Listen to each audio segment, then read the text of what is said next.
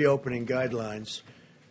Governors across the country are looking forward to phase one and announcing plans for an economic resurgence. We're going to have a resurgence at a time when millions of American workers and families are struggling with the financial consequences of the virus. It's critical to continue the medical war while reopening the economy in a safe and responsible fashion. During this time, Americans must maintain strict vigilance and continue to practice careful hygiene, social distancing, and the other protective measures that we have outlined and that everybody's become very familiar with. We continue to be encouraged that many of the areas hardest hit by the virus appear to have turned the corner. For example, recent deaths are down very, very substantially. You can compare that with their peak not so long ago, and you have numbers of 30%, 25%. In Detroit, as an example, it's down by over 50%. Congratulations. And in New Orleans, where they've done a terrific job, they're down 65%. 30 states have just one case or less per 1,000 people, far fewer cases per capita, as an example, than Germany, the United Kingdom, France, Italy, Ireland, Switzerland, Singapore, Belgium, Spain, Norway, the Netherlands, Austria, Sweden. My administration continues to press Congress to replenish the enormously successful Paycheck Protection Program, which has impacted 30 million American jobs. We hope to have an agreement very soon, and hopefully tomorrow the Senate's going to be able to vote. A lot of progress has been made on that, tremendous progress. It's a great plan. It's a great plan. It's helped a lot of people. So we hope to have a vote maybe tomorrow in the Senate. And based on the record low price of oil that you've been seeing, it's at a level that's very interesting to a lot of people. We're filling up our national petroleum reserves, the strategic reserves, and we're looking to put as much as 75 million barrels into the reserves themselves. That would top it out.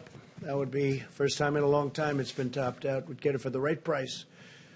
We're also pushing for the deal to include an additional $75 billion, our deal we're talking about, $75 billion for hospitals and other health care providers. Many providers and their employees have taken a huge financial hit in recent weeks, and visits, elective procedures, surgeries, et cetera, were canceled. We think that they can all get back online.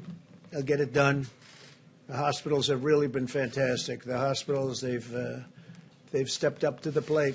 They've really done a great job. We appreciate it so much.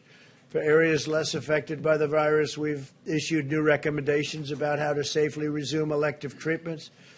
HHS has also distributed the first $30 billion in direct payments to 1 million health care providers across the country. We've also invested $1.4 billion in community health centers to ensure our most vulnerable communities, including many African American and Hispanic American communities, have access to the services and testing that they need. Earlier today, Vice President Pence spoke with governors from all 50 states about our unified effort to defeat the virus. He had a great call. It was a great call, very positive in, I'd say, every way. Prior to the call, we provided each governor with a list of the names, addresses, and phone numbers of the labs where they can find additional testing capacity within their states. Many, many labs. We're providing you with a list. We'll show it to you now. If you need it, we'll give you the details. But hundreds and hundreds of labs are ready, willing, and able.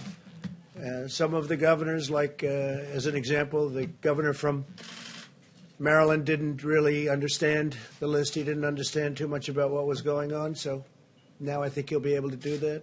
It's pretty simple. But they have tremendous capacity, and we hope to be able to help him out. We'll work with them and work with all of the governors.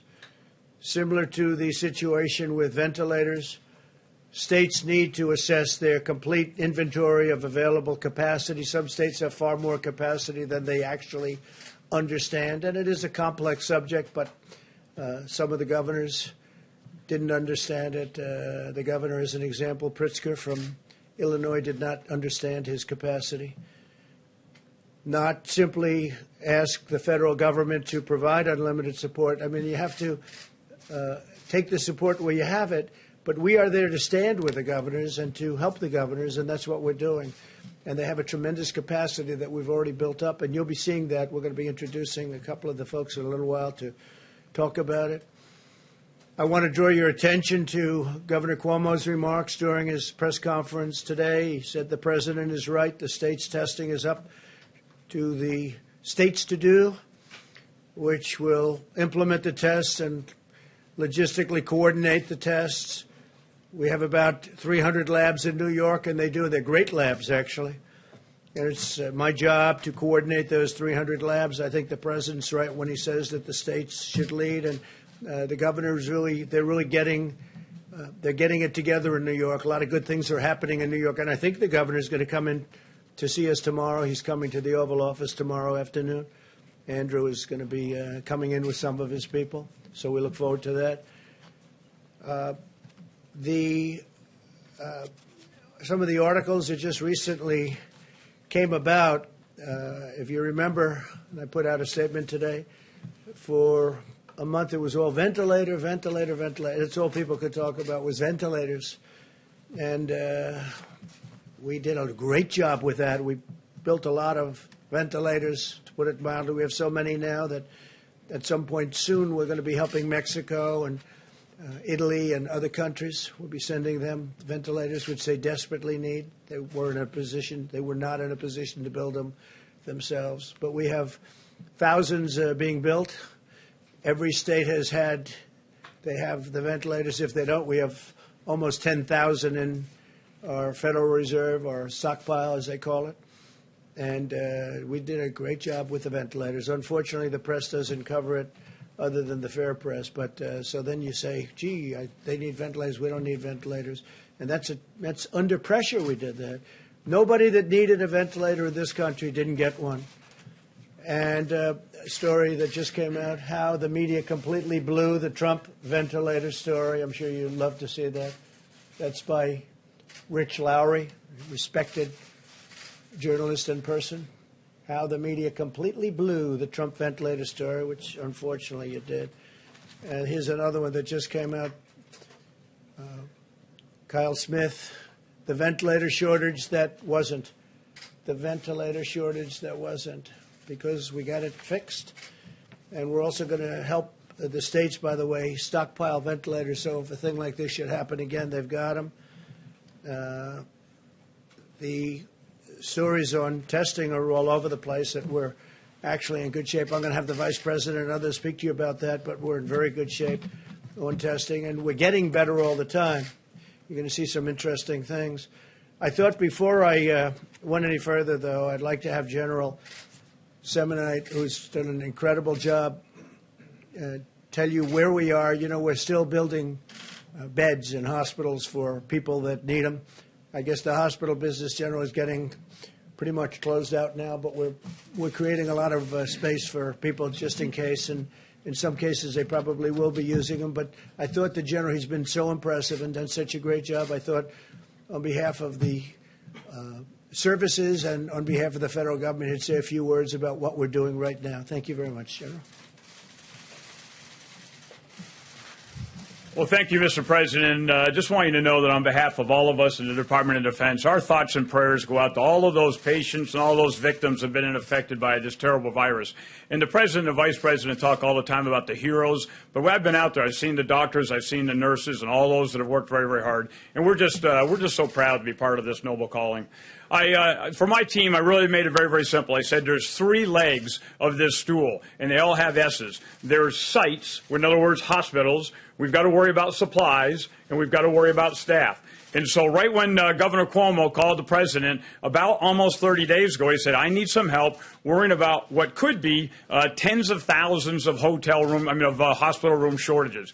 So the president and Secretary of Defense asked us to fly to Albany with a team. And on the way up, we understood how complex of a challenge this was. And we knew there's no way you can solve a complex catastrophe with a complicated solution. We needed a very, very simple solution to be able to then work with HHS, to be able to work with FEMA, to be able to work with the Vice President's task force, and then to be able to power this down all the way down to the local level. some of the governors asked us to try to build a hospital in a parking lot or a field in 2 or 3 weeks. You can't physically do that. So what we said was, let's go to where there's an existing facility. And I'm going to kind of make this in 2 big pots. Those that are either hotel rooms or college dormitories, smaller rooms, or those that are in real large areas like field houses or convention centers. And we designed those standard facilities that could be either non-COVID or COVID, and then we got that approved here at the federal government to be able to then power that back down. So we went to Governor Cuomo,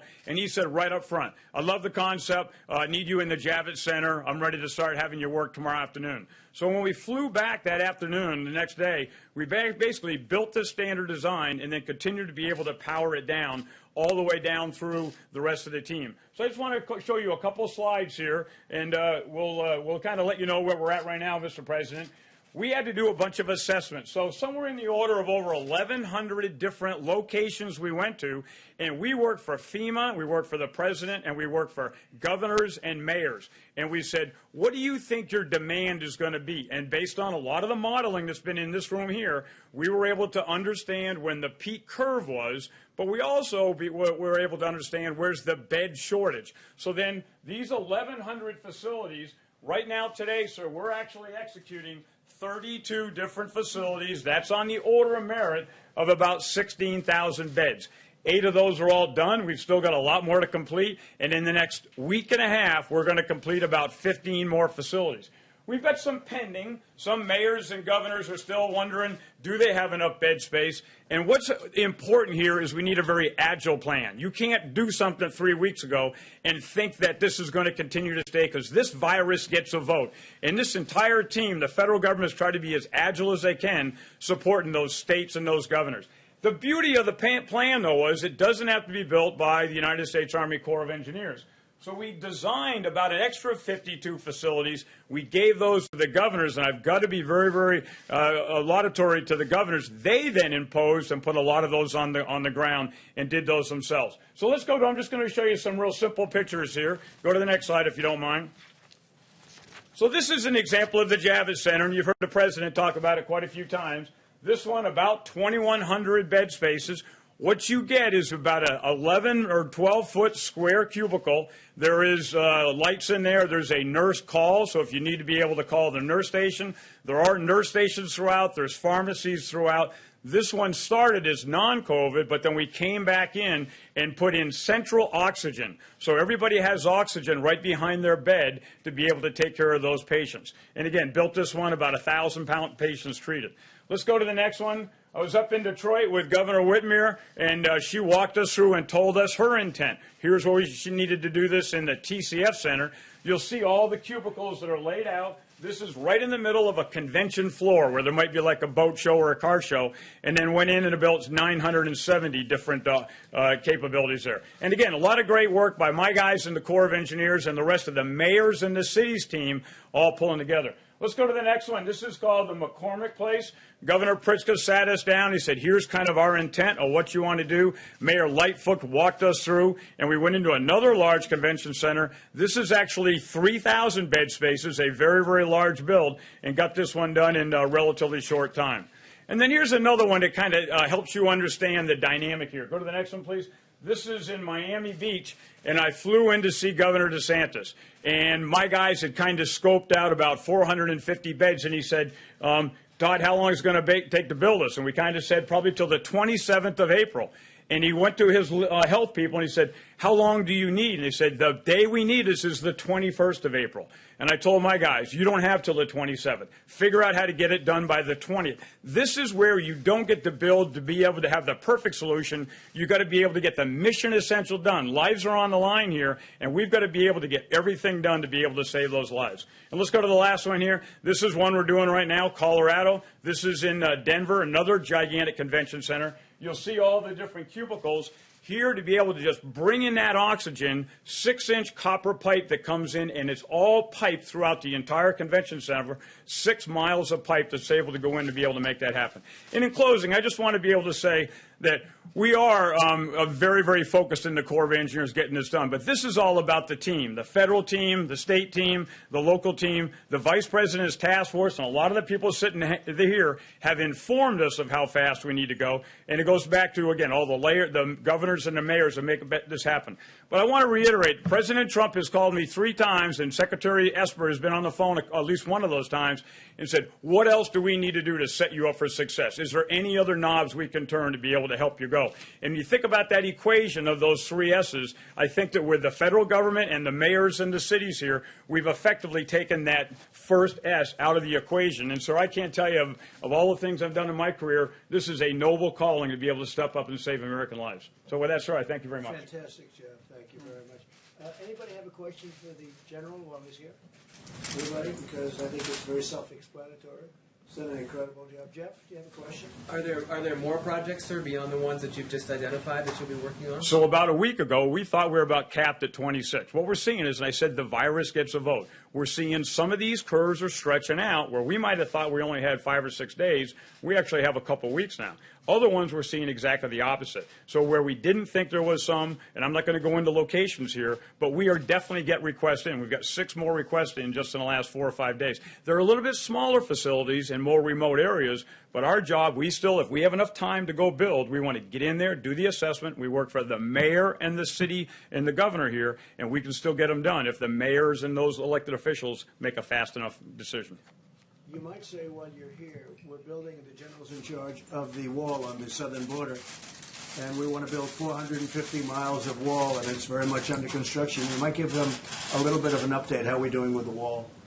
So, sir, I think the most important thing, and you stressed this and Secretary Esper stressed this, there's really several different priorities here. Our number one priority in Department of Defense and the Corps of Engineers is to protect the team, protect the force. No matter what we do, we've got to continue to take care of our civilians and our service members out there. And so every single thing we're doing, whether we're building for the VA or we're building for civil works projects or for the Department of Defense or building on the southwest border, we are going out of our way. I talked to my commanders this morning. We've got over 4,000 contractors that are on the ground out there, and we've had no positives as of this morning, knock on wood. Same thing with my 400 employees. We're testing them, not necessarily with a more stringent test, but with temperatures to be able to make sure that everybody's safe and everybody goes out of their way to do things the right way.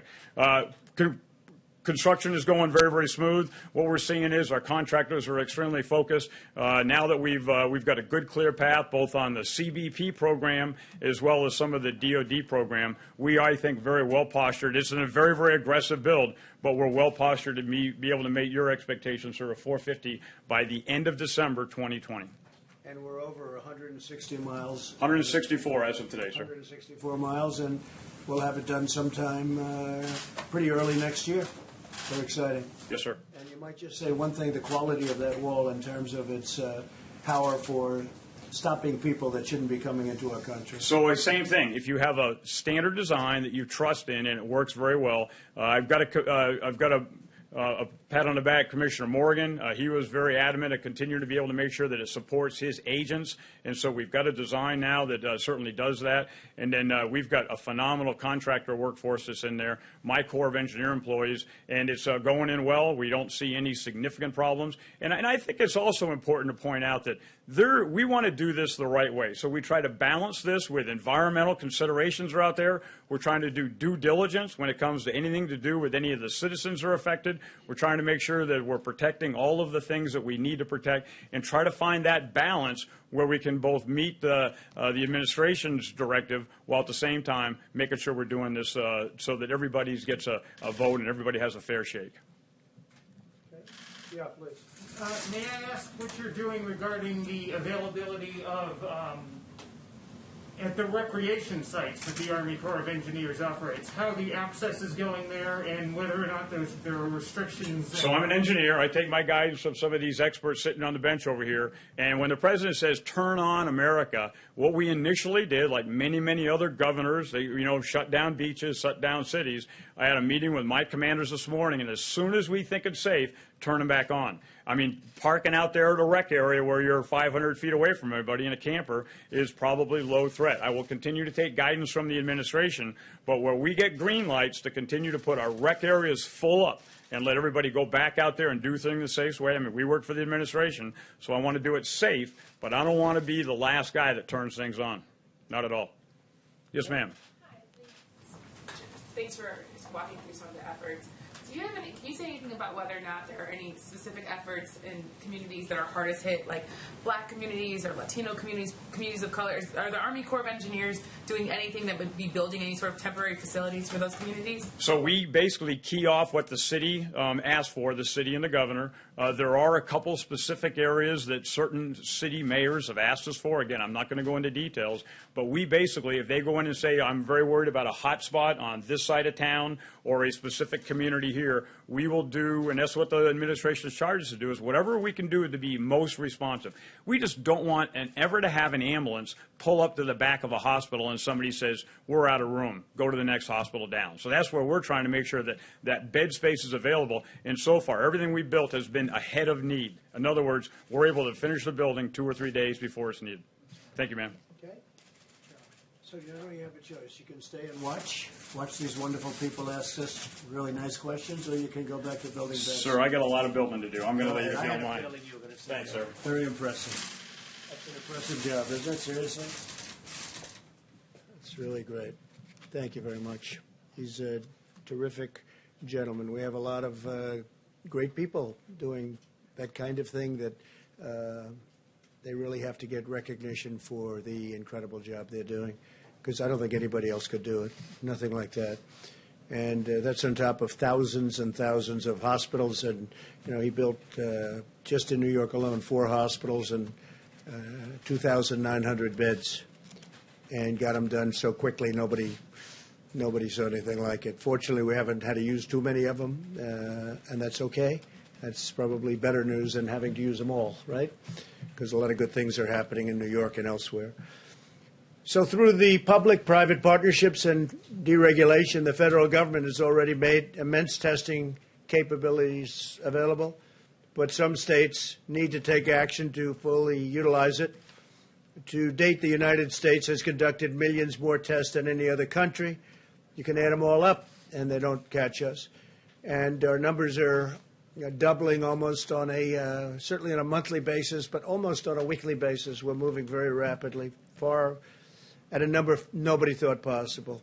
And we'll be doubling our number of daily tests if the governors bring their states fully online through the capability that they have. We have tremendous capability out there already existing, and we explained that to the governor today. Mike and all of the people explained it very strongly to the governors. They really get it now, I think. As the experts have explained, this capacity is sufficient to allow states to conduct diagnostic testing to treat patients, as well as contact tracing to contain outbreaks and monitoring to pinpoint potential hotspots during phase 1. And there are some hotspots, and we have them pinpointed, and they can really cover it very, very nicely when they know exactly where to go, and they're being told where to go. And also these locations where they're going, and some of them are federal. Some of the governors didn't realize they were allowed to use federal locations. They are. And we have a booklet of the federal locations. We can hold it up. I think you'll show that. Maybe we'll hold it up now. Yeah, okay, fine. But you see the number things. Thanks. These are all locations where they can go, which is really pretty amazing. This is just one page out of many. Look at this. These are all locations. 5,000 labs. That's a lot of locations. And they can all, what is it, 5,000? 5,000 pieces of equipment. So that's, thank you very much. That's more than anybody thought. And it's already there. They have to use it. That's all. They have to use it. Some weren't aware. Some were very much aware. Some weren't aware. My administration also continues to support states with our massive operation to deliver masks, gowns, gloves, and other vital supplies. Admiral Polachek and his team at FIFA are really, what a job they've done. And Pete, what a job he's done. They're calling on Easter Sunday to make sure everyone's okay. but they're using detailed data about supply chains to track the deployment of 1 billion pieces of protective equipment through private distributors every 2 weeks. So what we're doing is we're delivering a number that nobody anywhere in the world is delivering. FEMA is working closely with Dr. Birx and the distributors to prioritize supply of resources where they are most needed. We're finding the location that they have to get to that location. We have locations that are very important to get to and get to them fast, and that's where they're going. So we have a very strong priority. This pandemic has reaffirmed the importance of keeping vital supply chains at home. We cannot outsource our independence. We cannot be reliant on foreign nations. I've been saying this for a long time. If we've learned one thing, it's let's do it here, let's build it here, let's make it here. We've got the greatest country in the world. We've got to start bringing our supply chains back. Somebody years ago got this crazy idea, let's build all over the place and let's have parts, let's have a screw for a car delivered and made in a country that's far away. And let's have a fender made someplace else, and let's do this, and let's do that, and let's put it all together. And I like making it right here in the USA. And I think we've learned a lot about that, and especially maybe when it comes to pharmaceutical products. We've also conducted major military operations providing cities and states with additional medical capacity, and the incredible 1,800 men and women from the Army Corps of Engineers. You just met with Todd. The job they've done is incredible. But we have nurses, doctors. We have experts in every field all over.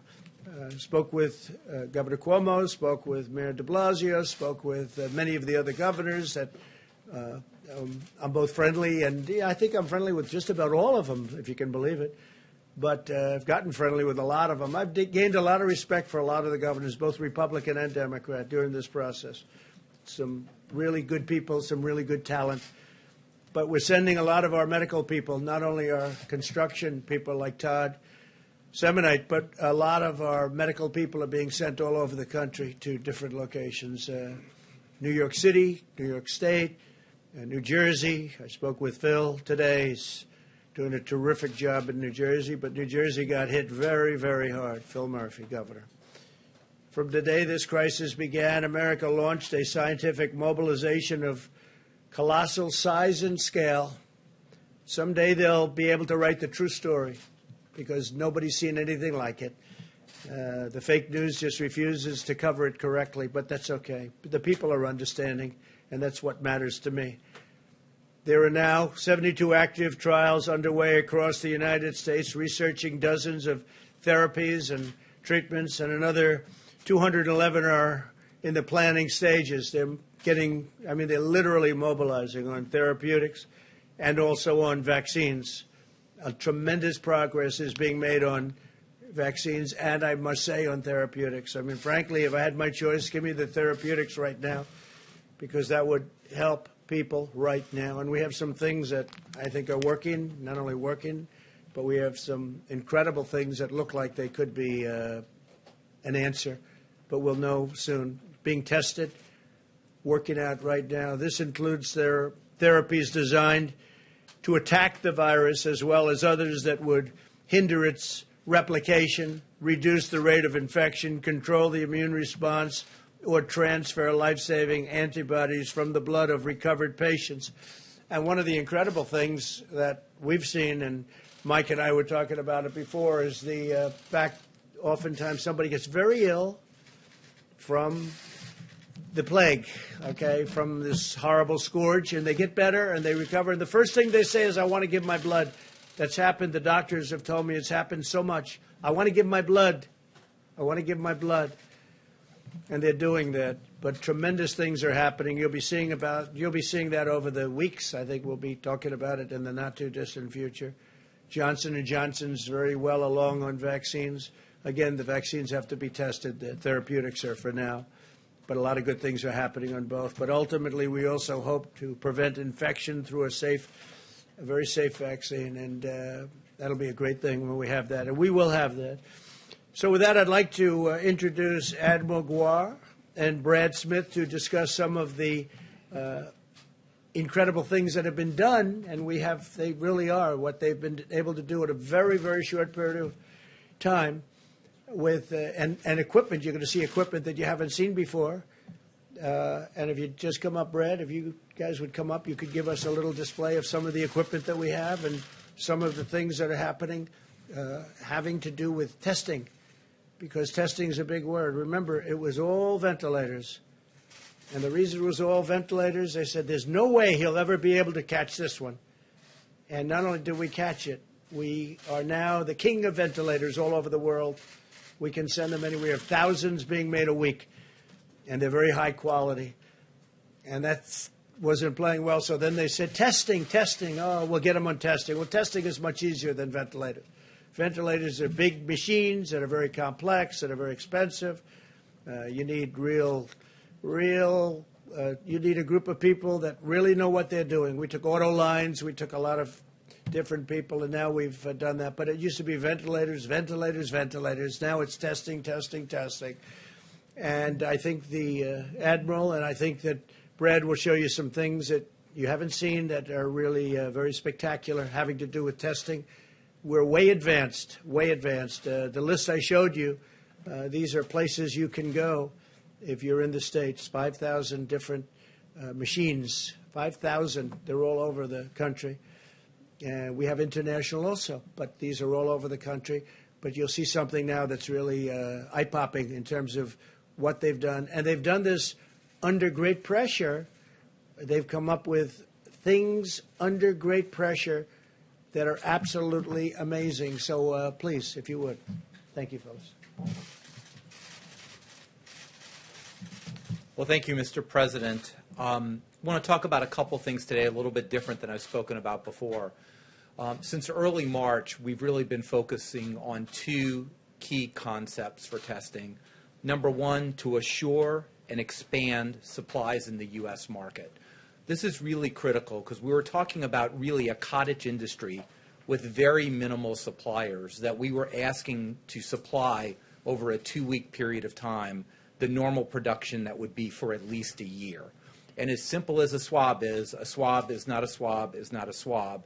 And we need to be very careful that when we put something in a person and tell them a test result, that it's really correct.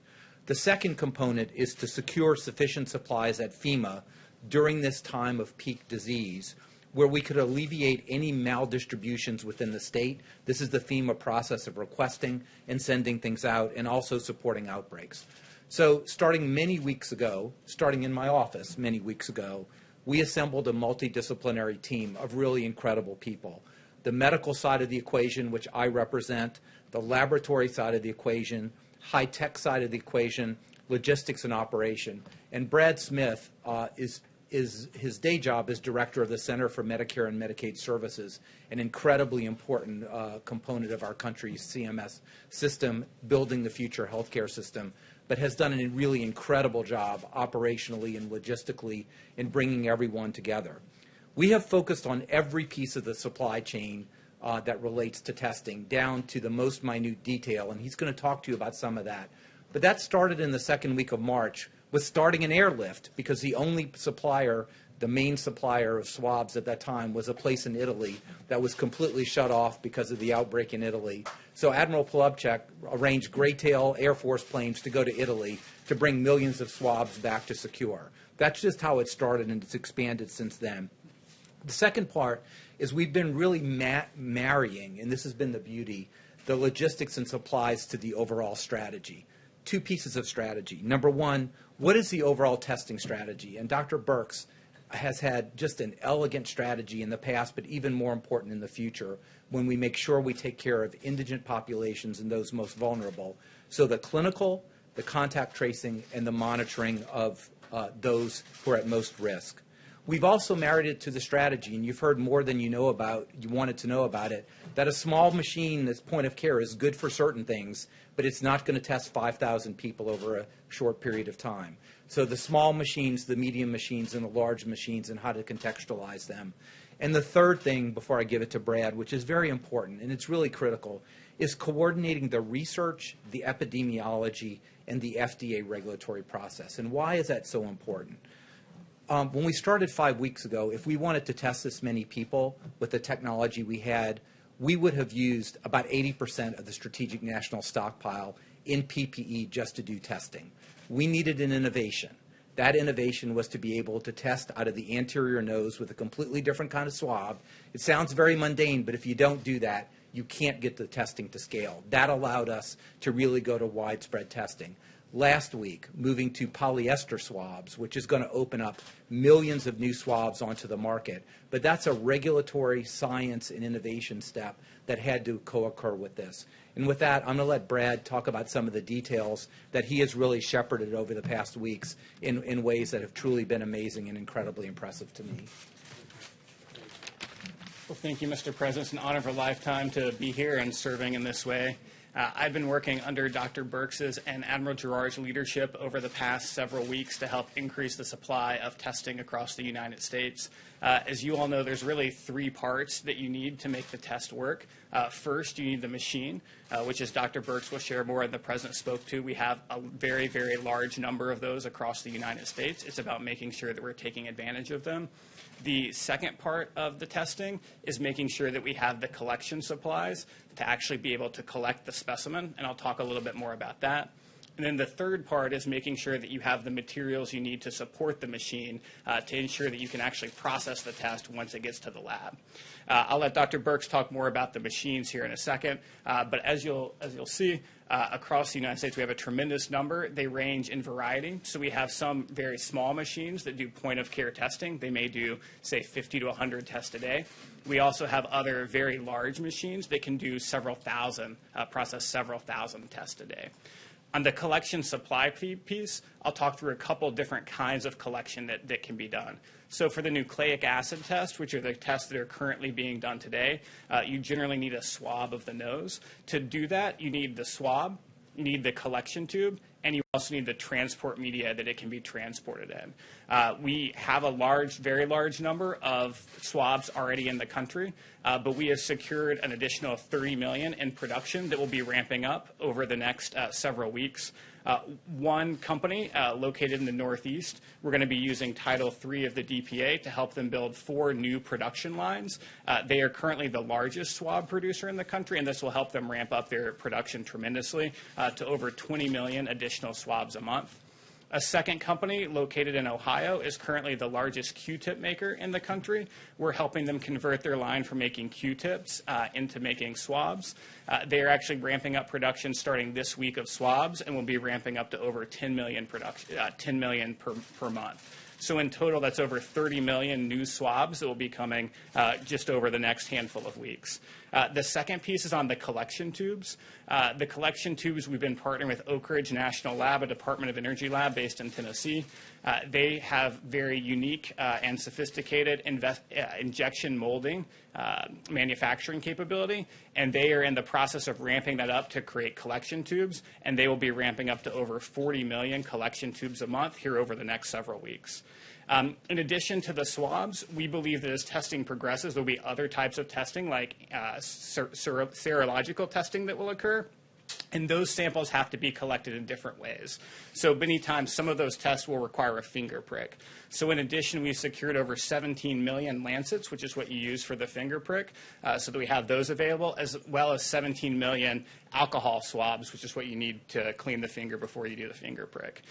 In addition, although folks are not talking about this much yet, we also believe that businesses across the country may want thermometers to test folks as they come into the office. And so we've secured over 650,000 infrared thermometers that states and businesses will be able to access to be able to test folks as they come into work. So I think we've made tremendous progress on the collection side. In addition to the collection side, we've been very focused on ensuring that the labs have what they need. To process a specimen in a lab, you really need 2 things. You need something called an extraction kit, and you need something called a PCR test. In order to be able to fully process a test, you need both of these things. Sometimes these things come together, and sometimes they come separate. For some of our point-of-care tests, including the Abbott and Cepheid tests, they come together. They are ramping up production rapidly to over 3 million of those tests per month, and these are tests that did not exist even a month ago.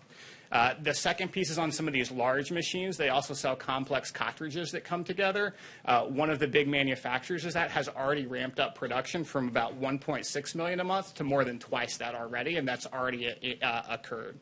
In addition to when they come together, they also sometimes come separate, and we see significant ramping up of production there from our manufacturers through our public-private partnerships. And we're seeing both several million more over the next few weeks of both the RNA extraction kit as well as the PCR test kit. So with that, thank you. Mike, please. Thank you, Brett. Thank you, Mr. President, and I share your admiration for this remarkable team, from the Army Corps of Engineers to Brad to Admiral Giroir. They're doing a remarkable job every day. As the President mentioned, today we had our weekly conference call with governors across the country, states and territories, and I was able to convey to them our appreciation for the leadership that every governor of every state and territory has provided. Thanks to their leadership, thanks to the extraordinary cooperation of the American people, despite the fact that more than 770,000 Americans have contracted the coronavirus, and our hearts grieve for the more than 41,000 Americans who've lost their life. The truth is that as we stand here today, we are slowing the spread. And as the President reflected, we continue to see steady progress in less cases, lower hospitalizations, even in hotspots around the country. And we commended America's governors for their efforts in that regard. We are preserving our healthcare capacity, as the General with the Army Corps of Engineers reflected. The President's direction, we've built a great number of hospitals around the country, but the utilization rate has been fairly low because of the mitigation efforts, the cooperation of the American people. We have not had to use them. And that, as the President said, is very good news. In a word, we thank governors across the country for taking actions, decisive action, to save lives and to make a difference. I reminded them that we're all in this together. We have one mission, we're one team. We spoke on the conference call about last week's guidelines to open up America again. And we heard from governors across the country about the progress that they are making. We spoke to governors from New Jersey, Connecticut, Florida, Louisiana, Texas, and Michigan about their ongoing efforts at social distancing, and addressed questions that they had about needs that have been spoken of already in this presentation today. In addition, as we promised last week when we spoke to governors on Thursday about the guidelines to open up America, our team presented every governor in the country, states and territories, with a memorandum detailing laboratory capacity and all locations of laboratory equipment for diagnostic tests that can perform the coronavirus test. We also provided, as Dr. Birx will elaborate in just a few moments, literally a map about where these testing devices are located. And I must tell you, Mr. President, I was very impressed at the way governors, as we speak, are scaling testing in their own states using these resources. Our hope is that by providing this information, and by our team that we've enlisted out of Walter Reed, that's contacting every one of the laboratories in the country to find out what their needs are and to encourage them to activate those testing machines to do coronavirus testing, that will continue to be able to support a state-managed effort to increase testing even more. But a few highlights. Governor Doug Ducey announced antibody testing for 250,000 health professionals this week and first responders, a partnership between the state and the University of Arizona. We spoke today about Governor Gavin Newsom's announcement that he set up a task force for testing, 5 to 7 high-capacity testing hubs in partnership with UC San Diego and UC Davis to increase testing in high-capacity labs around the state of California. We heard from Governor Ron DeSantis, Mr. President, about the efforts of the state of Florida. I believe he said that at this time Florida had conducted 275,000 coronavirus tests, and they're in the process of a major expansion of statewide testing with the goal of opening up additional sites and using the Florida National Guard to test residents at nursing homes and long-term care facilities in Florida. We also recommended today to every governor's attention the public health website that the state of Florida established, which has useful information on a county-by-county level about where testing is happening. Mr. President, as you said, governors are utilizing testing assets. They're managing and deploying these resources as they see fit. And at your direction, we're going to continue to work very closely with them. Other governors that we spoke with included Governor Gretchen Whitmer of Michigan. There are 13 new or expanded coronavirus drive-through testing sites in Michigan that her team has stood up with Michigan Primary Care Association, and we assured her that we would continue to work as Brad and Admiral Giroir are literally working around the clock to make sure that they have the supplies to support all of that testing. As the President said, Governor Hogan, who always begins our conference calls as he's chairman of the National Governors Association, expressed appreciation for last week's guidelines to open America up again, and his appreciation on behalf of all the governors for the list of laboratories in each individual state. He did raise the issue that we had included on the list Department of Defense facilities that have laboratories and machines, and also other federal facilities, many of which are in Maryland.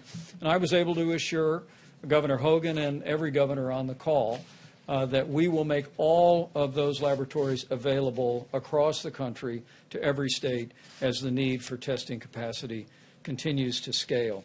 And so this is one more step where you see the Army Corps of Engineers, where you literally see thousands of military doctors and nurses on the streets of New York and other cities around the country. This is one more step where we're literally, as the President said from early on, are leaving no stone unturned, and we are delivering a whole-of-government approach for our states as they deal with the coronavirus outbreak. Governors are continuing to expand testing, and we assure them that we're going to continue to work in every way to support their efforts to do just that. I will say again, as we've said before, as Dr. Birx comes up to explain to you what we delivered to the governors today, we told the governors once again today that by our best estimates, we have enough testing capacity today for every state in America to go to phase 1 if they meet the other criteria of 14 days of reduced cases and sufficient hospital capacity to prepare for any eventuality that may occur. Once again, we have enough testing capacity for every state in America to go to phase 1, but we assured the governors today that we're going to continue to work around the clock to expand the testing capacity, support supplies, and to support their efforts to encourage social distancing and the very mitigation efforts that the American people have been doing that have brought us the progress that we see all across the country today. With that, Mr. President, I'll just let Dr. Birx describe what we distributed today. Thank you, Mike. Deborah? Thank you, Mr. Vice President, Mr. President. We just want to show you a couple of additional slides, but also to remind all of Americans that we still have a significant number of cases, both in the Boston area and across Massachusetts and Chicago, that our hearts go out to those cities as they continue to struggle with coronavirus and the consequences at the hospitalization, to all the healthcare providers that are on the front lines. We wanted, so these are just an illustration of the different types of equipment that are out there, describing them both as low speed, but quick turnaround time, to high speed and taking 3 to 4 hours to actually run 100 or more tests. And so the equipment ranged from all those different, and that's why there's 5,000 of them as noted by the President in this list. We wanted every governor and every state and health laboratory director to have a clear understanding of the full capacity within the state, both for the capacity but also where technical assistance and additional supplies may be available. And we were proud to put the federal labs on that list because the military and the VA have stepped up every step of the way to provide support both in testing and care. And we have many military members on the front lines, and I'm sure the military would offer their facilities to the governor of Maryland or any governor who wanted to utilize those to expand testing.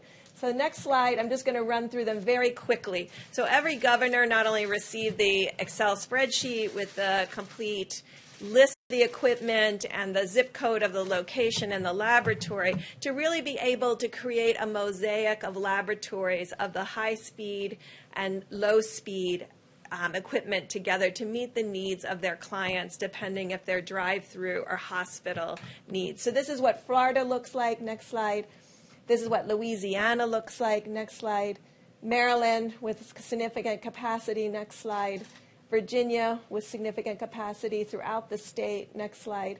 New York, obviously a lot of capacity in New York City with overlapping capacity. It's important to know where this is because then hospitals and labs can support each other when they need surge capacity. Next slide.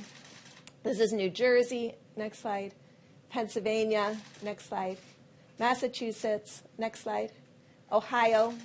Next slide. Oklahoma. Next slide. Washington. Next slide. I think that's Wyoming. So we wanted to show both in states that have large populations and in states that have lower populations. You can see that in general, the number of machines match their population. And we're working with the Walter Reed Group and the American Society of Microbiologists and all the lab directors to really create a web of understanding of what the capacity is currently, what the capacity can be, and how the federal government can support them in developing their strategies linked to the overarching federal strategy of testing as outlined in our guidelines. Thank you, Mr. President. Question for Dr. Burks? Yeah. Dr. Burks, University of Southern California and the LA County Public Health put out a report today that suggests that the penetrance of the virus is as much as almost 40 times what it was believed to be, that as many as 442,000 people in LA County may have been infected, which suggests two things. It suggests that you have a lot more people out there who could be spreading the virus, but it also suggests that the case fatality rate is more in line with the 2017-2018 flu than what we've seen in some other areas of the world. But I'm wondering if you've seen that and what your thoughts were.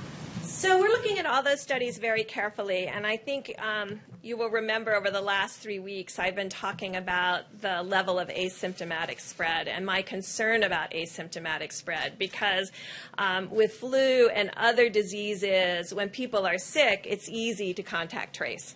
When people are not sick and shedding virus, you have to have a very different approach, a very different sentinel surveillance approach, a sentinel monitoring approach, which we outlined in the guidelines. And it's why the guidelines took that very seriously. We knew that was unique for respiratory diseases, but it was because we were very concerned about the level of asymptomatic. And if you remember, we talked about younger age groups may have more asymptomatic disease, and your asymptomatic disease may decrease with your older age groups, and that your symptomatic disease might increase with age groups. This is still our working hypothesis. We have no data right now still to support that, but it's these kinds of studies that help that. We know that New York and Detroit and other cities are very interested, which we want to also support them in, testing for frontline responders, first responders, and healthcare workers because we think their exposure may have been the greatest. What we don't want to do, and I'm just going to do another 30 seconds on testing. These tests are not 100% sensitive or specific. And I'm going to go over this over and over again. So if you have 1% of your population infected, and you have a test that's only 99% specific, that means that when you find a positive, 50% of the time it will be a real positive, and 50% of the time it won't be. And that's why we're really asking people to start testing in among the first responders and the healthcare workers that may have had the greatest exposure, because that's where the test will be most reliable. And then when we have the luxury, we can go out to broader and broader communities. But this has been the fundamental question to begin with and has been persistent. And we will emphasize to the American people again, this is a highly contagious virus. And we don't know by looking at someone whether they have pre-existing conditions or not. And so all of us, as far as protecting others, must continue to do all of the recommendations to ensure that when we are in an asymptomatic state, we're not passing the virus to others. For you as well. The governor of South Carolina announced today they're going to open some stores with restrictions, but they just told my colleague Natasha Chen that they have not achieved that criteria in the White House guidelines about the downward trajectory for 14 days. So shouldn't they not be reopening stores today? We have asked every governor to follow the guidelines, just as we've asked every American to follow the guidelines put out by the president. But each of the governors can decide for themselves whether they've reached specific guidelines in specific areas. I had a question, I think, on Saturday about Jacksonville and their beaches. So I did spend about 5 hours going to every state website, and I will tell you that the Florida Department of Health website is extraordinary, and this is what every Department of Health should have, because when you go to that website, you can see that most of the cases are in southern Florida, in the Miami, Fort Lauderdale, Broward County area. And if you look in Jacksonville, they had less than 20 cases per day and less than 800 in 4 weeks. And so these are the kinds, when you inform the public and give them the information that they need, then they can make decisions along with the local government and governors. So I'm not going to say specifically with South Carolina because I don't know their specific website right now, and I don't talk about data unless I've seen it myself. But I know from Jacksonville that they had less than 20 cases a day. And so this is how we need to start informing the community. These websites are critical. It's by zip code and it's by county. They can see cases, they can see cumulative cases, they can see new cases, they can see hospitalizations, they can see mortality, they can see age groups of mortality, and they can see where every testing piece is. This is how we have to inform the American public, and this is where the American public will develop confidence in each of their counties and local governments. I was hoping you could comment. The Vice President mentioned that there's enough testing capacity right now to proceed to phase 1. But what about phase 2 or phase 3? Are there enough machines, or enough cartridges, are there enough reagents right now for the sort of reopening that the administration is envisioning taking place over the next month or two? So you can see the current machine outline, and you can see that both of these gentlemen have prepared to have everything ready for phase 2 and preparing it now for what we will need in the future. And I think that's what you saw with the ventilators. That's what you're seeing with PPE. It's not just for today, it's for tomorrow. And it's our federal planning is not just for this instant. It's making sure that we meet the needs of this instance, but we're planning for 30 and 60 and 90 days ahead.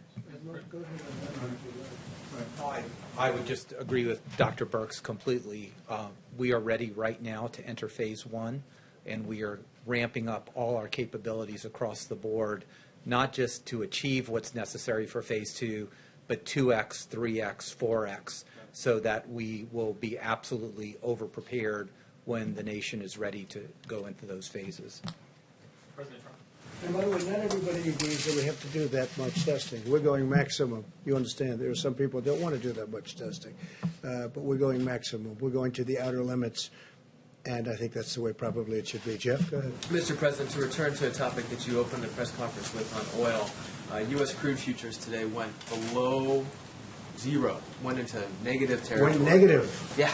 Like interest rates, they go negative. Does that make you want to see Saudi Arabia and Russia and OPEC Plus do more to reduce supply? Much of it has to do with short sellers. Much of it has to do, if you look a month into the future, I think it's at $25 or $28 a barrel. So a lot of people got caught. They got caught, and there are a lot of people that are not too happy because they got caught. So if you take a look at it, you'll see it's more of a financial thing than an oil situation.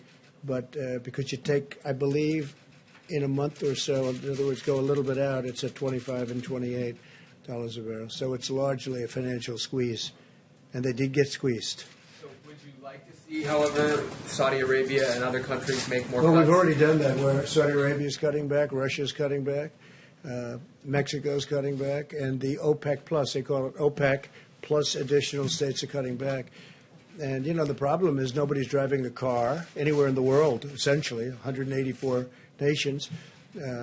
Factories are closed and businesses are closed. And so all of a sudden, we had really a lot of energy to start off with, oil in particular. We had a lot. And then all of a sudden, they lost 40, 50% of their market. So it just stopped. So it's going to be picking up, and the energy business will be strong. But they cut back. It could be 20 million barrels, but it's, let's say, 15. And that was between Russia and Saudi Arabia. But this had to do with the squeeze, and it was a very tough squeeze. A lot of people got more right now. Well, they're going to do more by the market, to be honest. Look, same thing over here. If the market is the way it is, people are going to slow it down or they're going to stop. That's going to be automatic, and that's happening. Yeah. Mr. President, on criminal justice reform and these SBA loans, I got an email earlier this morning from a fella in the Northwest who owns a supply business. and he has a felony on his record, nonviolent felony, in the past 5 years, which under SBA guidelines makes him ineligible for one of these PPP loans. So he has now had to let go 50 employees, many of whom are criminals trying to get back into society. I don't believe there's anything in the CARES Act that would restrict. If you give me the name of the company and his name, I'll have that checked out, John. I'll do that.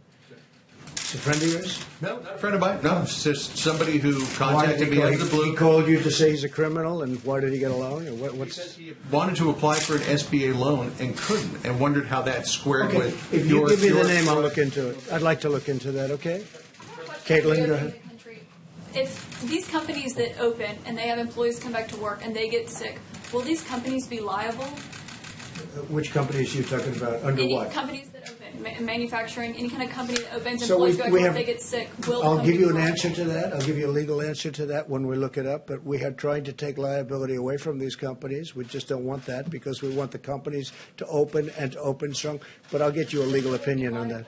I'll get you, well, that's what I'm saying. I'll get you a legal opinion on You that. guys haven't discussed that yet? Nobody's discussed it, no, but we will now. Have any business executives have voiced concern to you about being liable Not one. potentially? Not one. They didn't say Not that at on the this call point, last week? but we're going to look because they have talked about general liability. So I'll get you a specific answer from the lawyers, okay? Go ahead, please. Thanks, Mr. President. I wanted to follow on oil. When you were talking earlier, you were talking about the PPP deal and then mentioned the SPR. In the first stimulus package, even though you had announced Well, that but you know the price of oil right now, don't you? I do. Do you know the price I do. of oil? I actually do. It's negative I actually do. $37. Of course, Yeah. nobody's ever heard of negative oil before, but it's for a short term. In your opening remarks, you were talking about the PPP deal, and then you mentioned the 75 million barrels of oil that, Yes. that you previously had said you wanted to purchase. Yes. You weren't able to get funding for that in the first deal.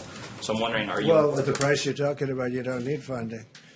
They pay you, see? You know? You can go get it Because right in the now, next if you can 24 get it, hours. that's true. If you can get it. So my first question is, are you asking for that Well, funding at a as part of minimum, the we'll let PPP people deal? store. So we'll store it. We'll use it as storage, and charge for it. But people need storage desperately, and we have massive storage under the petroleum. So you're not going to make it a requirement of the PPP interim funding deal? It's not a question of requirement. If we could buy it for nothing, we're going to take everything we can get. The only thing I like better than that is where they pay you to take the oil. But that's a short-term squeeze. You understand that. So I don't think you're going to see that. But no, we'd like to have Congress. This is a great time to buy oil.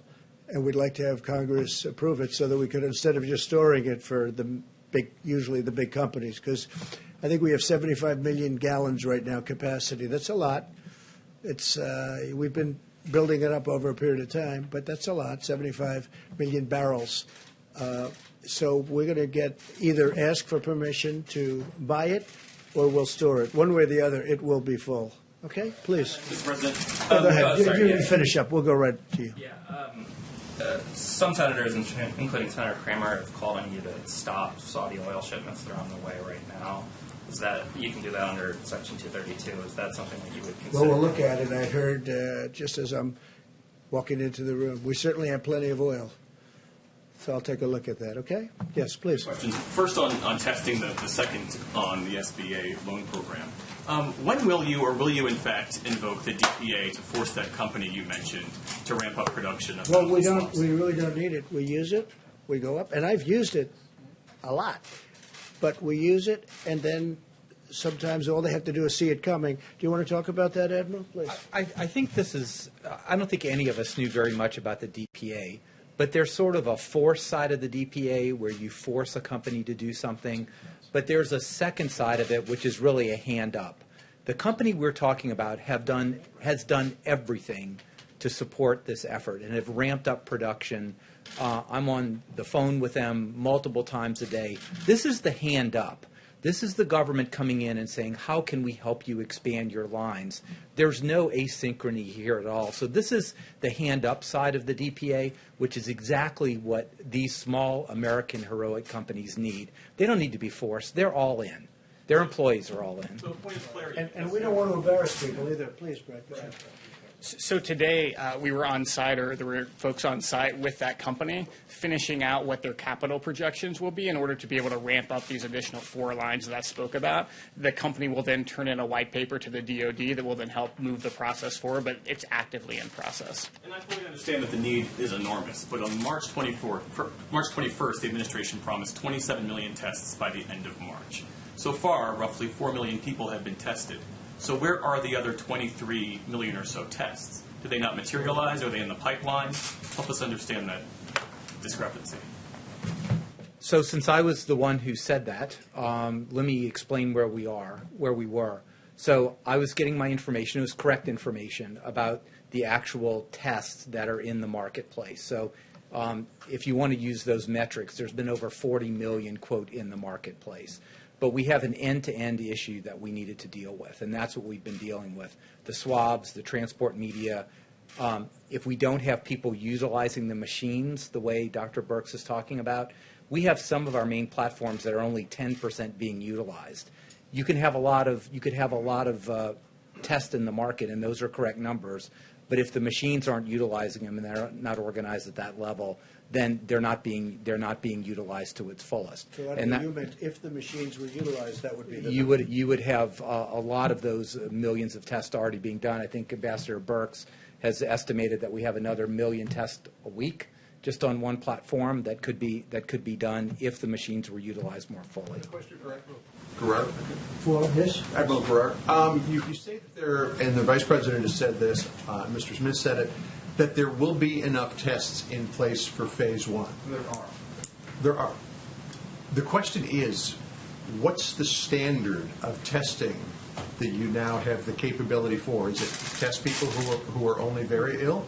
Is it test people who have the sniffles? Is it test people who come in just because they want to get a test? I mean, what is the standard here? It is the guidelines, but I tried to be a little specific about this on Friday, and we all tried to. Number one is you need to test everyone who's symptomatic, right?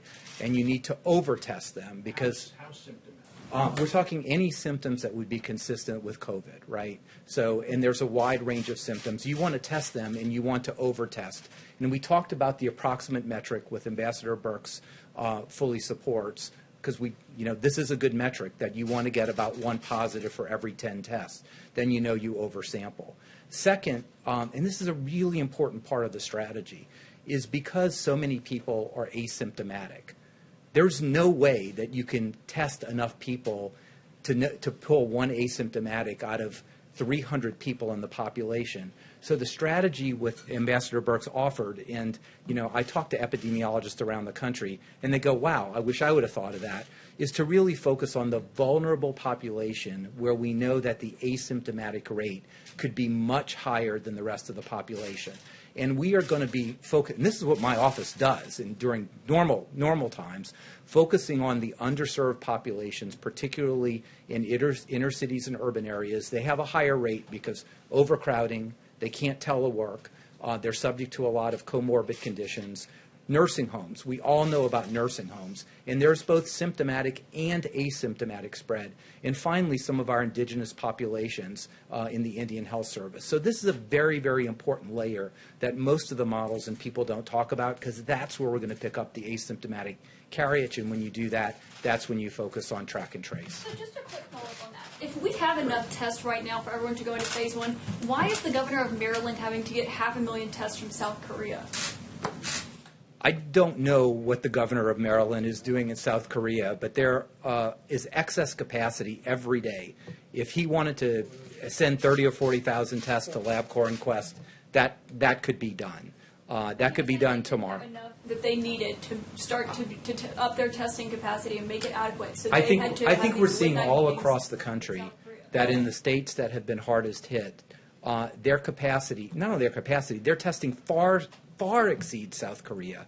And they've been able to do that on a relatively straightforward basis. I don't know what the governor of Maryland, we talked to him today, he didn't bring that up today. We were on the governor's call today. But you haven't spoken to him personally on this? We spoke to Governor Hogan today. I'll follow up because I heard there was an announcement today about that he had acquired some tests from overseas. Maybe we could put the slide back up that showed the number of facilities just in the state of Maryland. And part of our process, and I don't know when the governor placed the order from South Korea, wouldn't begrudge him or his health officials for ordering tests.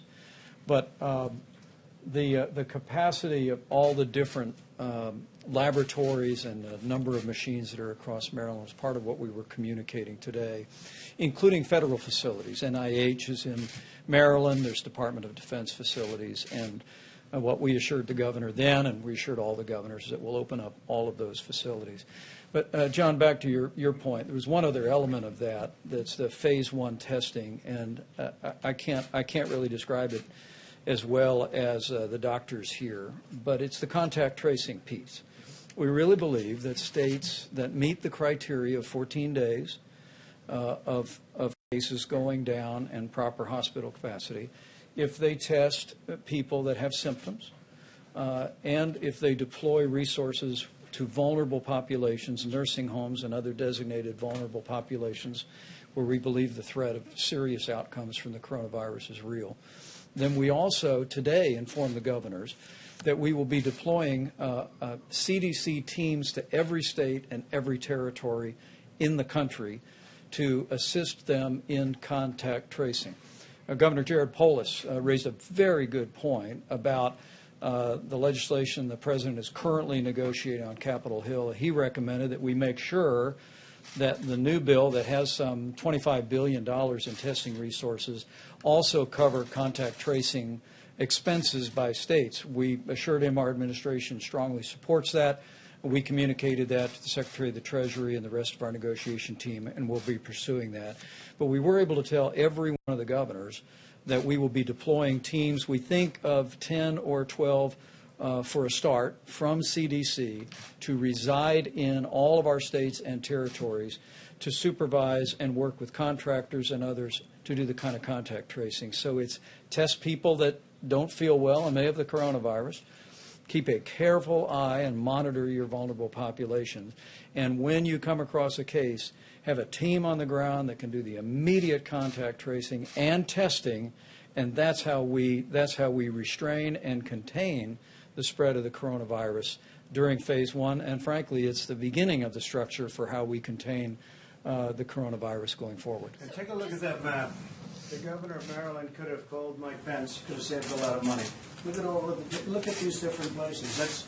That's Maryland right there. So could have saved a lot of money, but that's okay. To go to South Korea for No, I don't think testing he needed to go to kits? South Korea. I think he needed to get a little knowledge would have been helpful. On the SBA loans, do you think it's right that major corporations, major institutions like the Ruth's Chris restaurant chain like Harvard University apparently got a lot of money under the CARES Act, money that was supposed to be earmarked for small business owners? Do you think that's fair? Well, I know one thing, I didn't get any. That's for sure. I didn't get any. We'll look at individual things, and some people will have to return it if we think it's inappropriate. But should the criteria be changed that that money goes to people who need it? Well, it's being done by great professionals. It's being done by banks, and as you know, community banks all over the country. That's what they do. They loan money, and they're supposed to do it according to not only criteria, but according to what we think is right. But if somebody got something that we think is inappropriate, we'll get it back. Okay? Good point. Please, go ahead. Yes, a different question about South Korea. There are reports that you are personally negotiating with President Moon the terms of reduction of U.S. forces on the Korean Peninsula, and that there are 4 scenarios involved. Can you confirm that? And if so, what is your desired outcome? Well, I think that South Korea had a great talk with President Moon. He's a friend of mine. I congratulate him. A wonderful election victory. I was very happy about that. He was, as you know, just recently. We are negotiating for President Moon and for South Korea to help us monetarily, because we, as you know, we have 32,000 soldiers there. That varies from 28 to 32,000 in South Korea. And we think that before I came aboard, they paid very little, if anything. So we're defending a wonderful nation, a nation that we have great relationships, but we're asking them to pay for a big percentage of what we're doing. It's not fair. So it's not a question of reduction. It's a question of will they contribute toward the defense of their own nation. We're defending nations that are very wealthy. South Korea is a very wealthy nation. They make our television sets. They make ships. They make everything. And I give them great credit. We've been defending them for many, many decades, as you know, over 8 decades. And I've gone to them in the past. Last year I went to them, and now they're paying $1 billion a year. And I went to them again. I said, look, I'll be back because that's just a fraction. And again, the relationship is great, but it's just not a fair relationship. We renegotiated the trade deal and made it a much more equitable deal than it was in the past. It was a terrible deal. It was done by Hillary Clinton. It was a terrible deal. The new deal is a much more equitable deal. That's on trade. But on the military, I mean, we're paying for the military to defend another nation that's 8,500 miles away. And they're not the only one I'm talking to, by the way, as you know. I won't go into names. I've done this. Nobody talks about it. But I think it's appropriate. I think the taxpayer of our country, taxpayers want to hear these things. And so now they've offered us a certain amount of money, and I've rejected it. I just said, it's just, look, you know, we're doing a tremendous service. We have a wonderful feeling and a wonderful relationship with each other, but we have to be treated equitably and fairly. And so that's where it is right now. And what's going to happen, I can't tell you, but we'll find out fairly soon. But I congratulate the president, who's a friend of mine. I congratulate President Moon on having a terrific victory. Please, yeah. Thank you, sir. A question for you about Governor Cuomo's visit, and then also a question for Dr. Birx, if you want me. The New York governor, along with the National Governors Association, in the past have called for aid to be unrestricted. As a lot of state and local governments see their revenues drop, are you open to the idea of unrestricted aid, or do you want it to be pandemic specific? Well, we're going to be talking about that in Phase 4, as you know, which will start very shortly. And that has to do with infrastructure, hopefully infrastructure, because this country needs infrastructure. We spend all this money in the Middle East, $8 trillion. $8 trillion with a T dollars in the Middle East. But if you have a pothole in a highway someplace, they don't want you to spend the money to fix it. How stupid have we been in this country? How stupid have we been? And that's changing rapidly. You know that. You've seen that, including things like negotiating with friends. But when we are helping friends, friends should reimburse us for the cost. I mean, why should we be defending nations for free? We're defending a nation for free. Now I'm getting $1 billion a year, and we were offered much more than that, but I turned it down. So that's where we are with that. As far as the other is concerned, look, we have to be smart in this country. We've been taken to the cleaner by and I mean with allies, not just with the enemies, with allies. Frankly, the allies have taken us much more so than the enemies. The enemies we don't do business with, right? The allies we do business with. And whoever made these deals, whoever made these contracts, in many cases we didn't have a contract. Like, we didn't have a contract, we didn't have a trade deal with China. They came in and they took $500 billion a year for many years, but anywhere from $200 to $550 billion a year out of our hides. Now we made this great trade deal. Unfortunately, that was a number of months ago, and it's a great deal. They're paying 25% on $250 billion. A lot of things are happening. They're going to have to purchase $250 billion worth of goods, including farm product, up to $50 billion. So a lot of good things are happening. But then what happened with China was the plague hit us, right? The plague. That was after. This was long after we signed the deal. The plague hit us. So I'm not happy about that. Okay. John, please. A question for Dr. Birx, if I could. Dr. Birx, a question on the virus itself. As it passes from patient to patient and mutates, over time, have you picked up any indication that it has become less virulent? Have you picked up any indication it has become more virulent? You know, that is an excellent question, because we watch that all the time, particularly with RNA viruses, to really track its adaptation to humans. I mean, you're really asking, has this virus become more adapted to humans and more able to spread, or is it becoming less adapted to humans and less able to spread?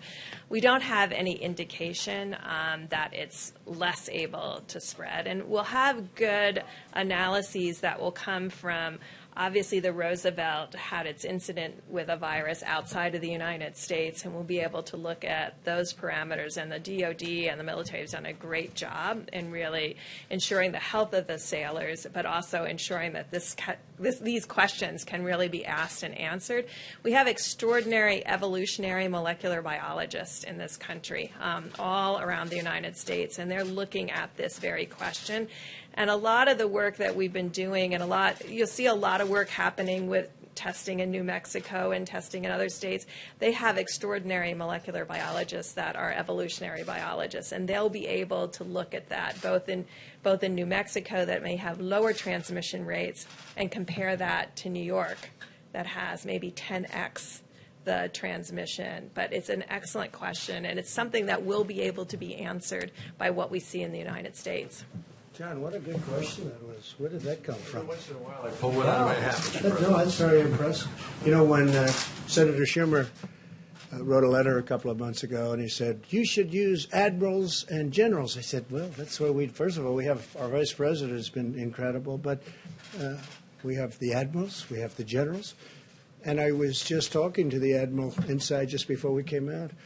I said, did you go to Annapolis? He said, no, sir. I said, oh, that's too bad. That's too bad. Where did you go?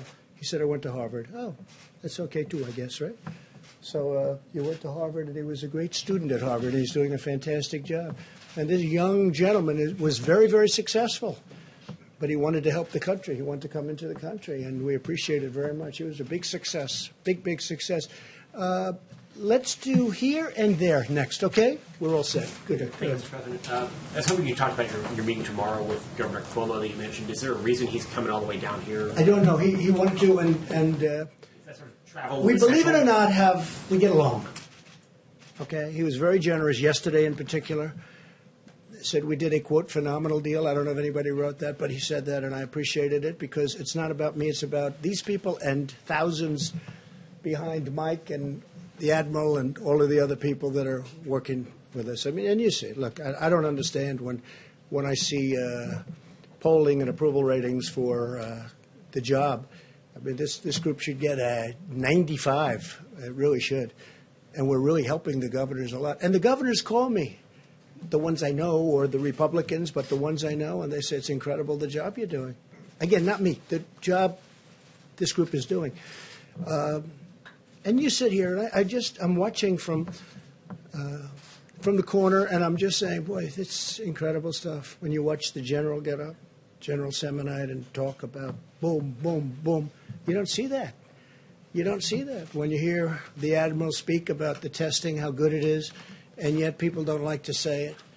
But remember, it was all about ventilators a month ago. Ventilators. Then we fixed it. You don't hear about ventilators. Where is the ventilator? Jeff, you haven't asked about ventilators recently. What's going on? What about ventilators? We're helping other countries now because they can't have. They're very hard to come by, and they take a long time to make, like years. It's incredible the job they've done, that our people have done, and also private companies have done. You talk about the act. We don't like to use it unless we have to, but a lot of times just the fact that you have it gets you everything you need. So, we don't want to embarrass any of the companies, but we have used it on a number of occasions, and it worked, but it works just as well before you have to use it because they don't want to be embarrassed, and I don't want to embarrass them because they've done a great job. Please, go ahead. Thank you, Mr. President. No, I think right behind you, I promised. I cannot tell a lie, so we'll get you next, okay? We'll get you next. Talking to her or me? No, you. Me, okay. Well, thank you so much, Mr. President. My question, I have two questions. The first one is on testing. You talked about the idea that first it was ventilators, now it's testing. You seem to maybe possibly be implying that talking about testing is a personal attack on you. Can you explain why you think talking about testing is a personal attack, given that the access to testing has been an issue for a long time? There's bipartisan outcry still today that there's not enough testing. Why do you think it's a personal attack on you? Well, it's not bipartisan. It's mostly partisan, but more importantly than mostly partisan, it's incorrect. You have the experts. Look at these maps. I mean, you have the maps with so many different locations. In the case of, as an example, Governor Hogan, he didn't really know. It was very obvious to any of those listening on the call today, even though you weren't supposed to be on it. I'm sure that some of you were, or representatives were. He really didn't know about the federal laboratories. Would you say that's correct, Mike? He didn't know. He didn't know. And Mike doesn't like to get into this stuff. He's less controversial than I am, but he didn't know about it. And if he did know about it, he would have been happy. No, we've done a really good job in testing. Now, with that being said, we have tests coming out perhaps over the next 2 weeks that will blow the whole industry away. Now, a lot of people love the Abbott test. So do I. You know, the Abbott test is great because it's boom, they touch, they put it in 5 minutes you have. The problem is that doesn't do massive numbers like the big machine. But the big machine takes a day and a half, you know, with delivery and everything else. But we have tremendous testing capability. Remember this, we've tested more than any country in the world by far. In fact, I think I read where if you add up every other country in the world, we've tested more. But remember this, we're dealing in politics. We're dealing with a thing called November 3rd of this year. Do you know what November 3rd represents, right? You know better than anybody in the room. November 3rd of this year, it's called the presidential election. No matter what I do, no matter where we go, no matter how well we do, no matter what, if I came up with a tablet, you take it and this plague is gone, they'll say Trump did a terrible job, terrible, because that's their soundbite. That's the political soundbite. They know the great job we've done. But with all of that being said, and also there is a thing that somebody could talk to if they want, but I don't want to bore you with it. Not everybody believes we should do so much testing. You don't need so much. We're talking about maximum. The reason that the Democrats and some others, maybe because they don't know, they want maximum because they want to be able to criticize. Because it's almost impossible to get to the maximum number, and yet we've been able to do it already. But with that, and you'll be seeing this over the next couple of weeks or sooner, we have a test. If it comes out, it'll revolutionize the whole world of testing. It'll be something really special. So I don't view it as personal at all. What I do say is it's something that's not fair to thousands of people that have done such a good job. That's not a question about your language and how you approach the coronavirus at the beginning. I interviewed someone who said that his family got sick. They went to a funeral in mid-March. And they said mainly because the president wasn't taking it seriously. He said, if the president had had a mask on, if he was saying we should stay home, then I would have stayed home. Well, Instead, I have family members. He said his family members were sick, and because they were listening to you. Do you feel like, or are you concerned that downplaying the virus maybe got some people sick? And a lot of people love Trump, right? A lot of people love him. You see him all the time, right? I guess I'm here for a reason, you know. To the best of my knowledge, I won. And I think we're going to win again. I think we're going to win in a landslide. But just so you understand, you're talking about March, right? Yeah. And yet, excuse me, I know, I understand.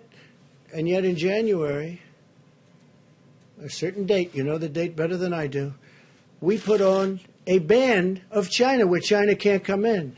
And before March, we put on a ban on Europe where Europe can't come in.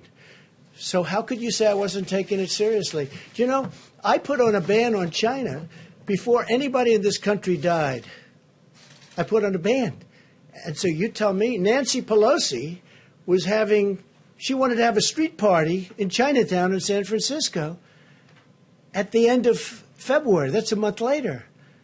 And then they tell me it's only a political talking point, but you feed into it because you're too good a reporter to let that happen. Really, you are a good reporter. You're too good a reporter to let that happen. Remember this. So at the end of January, I put on a ban. People that were in that room will tell you, I think there were 21 people. I was the only one in the whole room that wanted to do it. Fortunately, I was the one that counted for that purpose. We put on a ban because I was reading bad things about China. World Health Organization should have told us. But I was reading it with or without them. They should have known. All they had to do was read it. They didn't have to even be there. But they tried to cover up for China. World Health covered up for China. But no, wait, but you can't say this. Look, I put on a ban. In other words, I stopped China from coming to the United States. I stopped Europe from coming into the United States long before the March date that you're talking about. So people should say I acted very early. That was a very hard thing to do. Doing that was a very hard thing.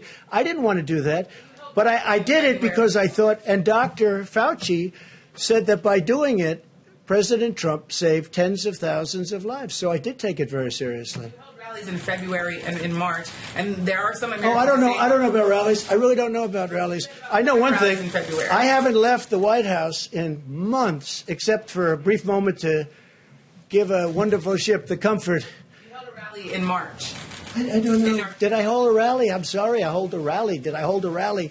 Let me tell you. In January, when I did this, you had virtually no cases and no deaths, and yet I put it on. So how could I not? Why was Nancy Pelosi, right? Nancy Pelosi is holding a street fair. She wants a street fair in San Francisco in Chinatown to prove, you know what the purpose of it was? To prove that there's no problem.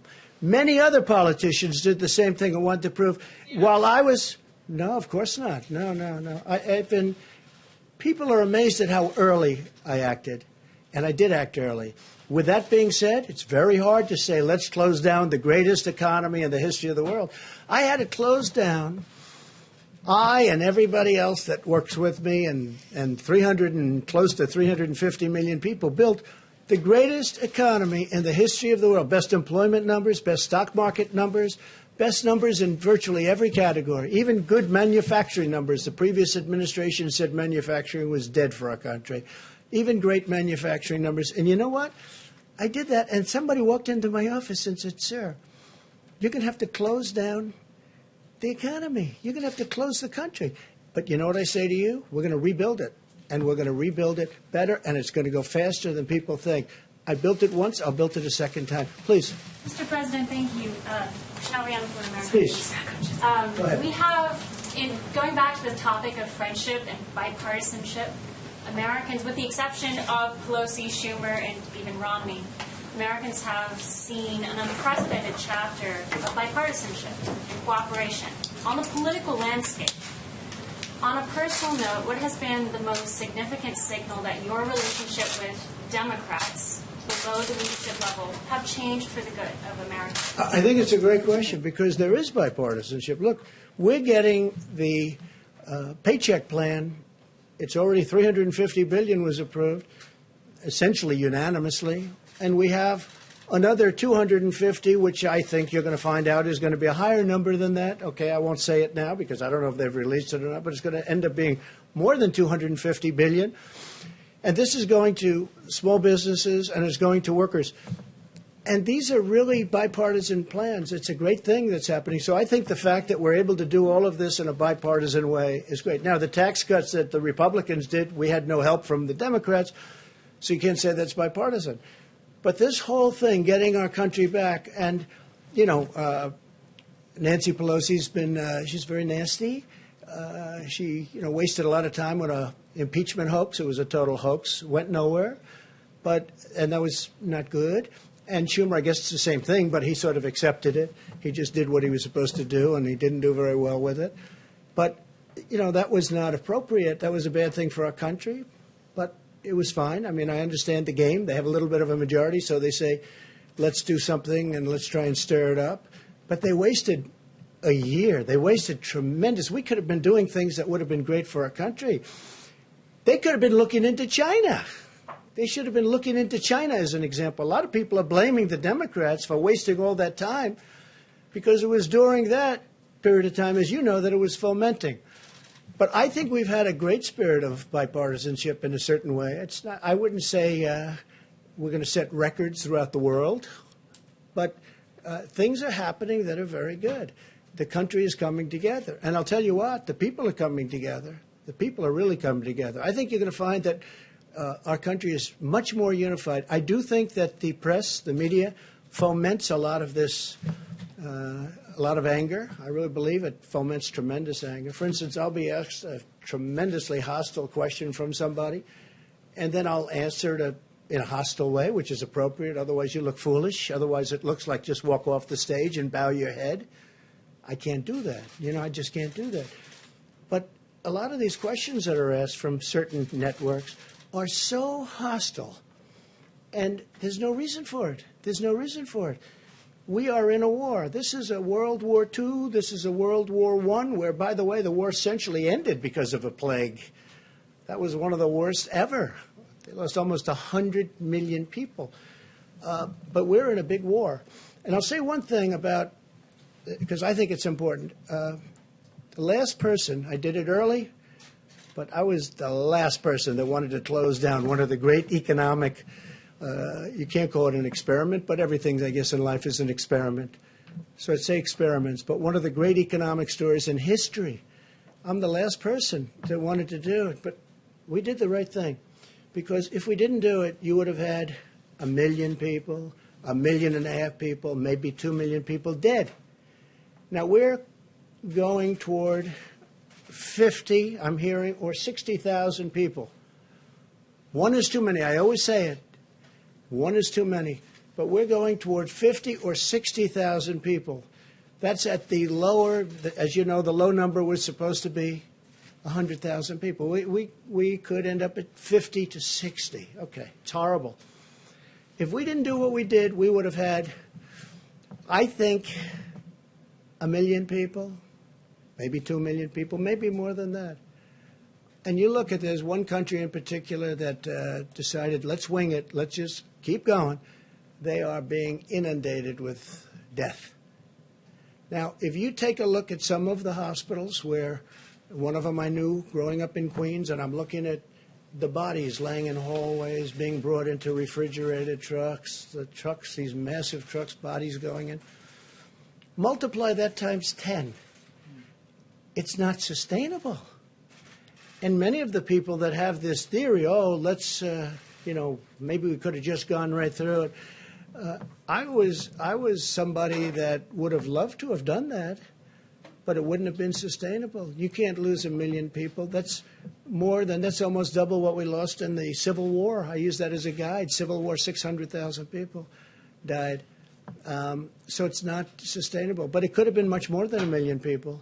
I mean, if you took a number and cut it in half and half and in half again, you'd end up at 500,000 people. Okay, if you want to make a very conservative guesstimate, 500,000 people is not acceptable. Is that a correct sort of an analogy? So, I mean, I see it all the time by friends of mine, by people that I have great respect for. Well, we could have done this, we could have done. And remember this, when we say 50 and they compare 50 to the 35 of the flu, because it averaged 36,000 over a 10-year period, it's a lot. Who would think that? But we're not talking about with the flu, it just goes. We're not locking ourselves in our units. We're not locking ourselves in our apartments and not moving and not touching anybody and just saying, the world. In this case, we are. And we're still going to lose between 50 and 60.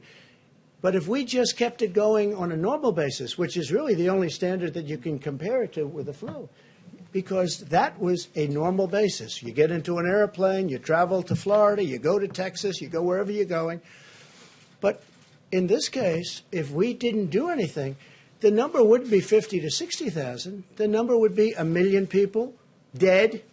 It would be 1.5 million, 1.2 million, maybe 700,000.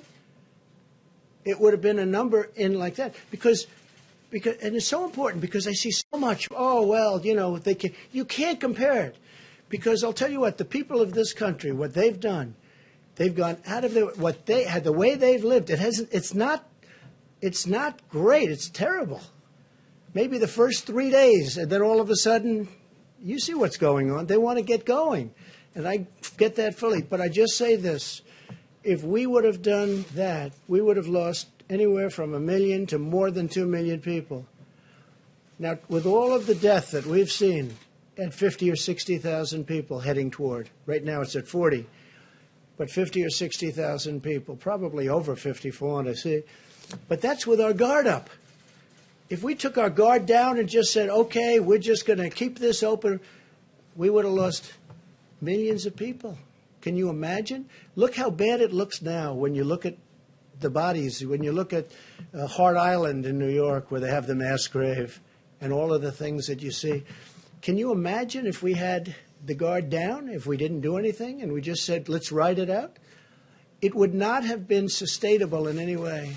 It would have been an atrocity. So we've done the right thing. We've really done the right thing.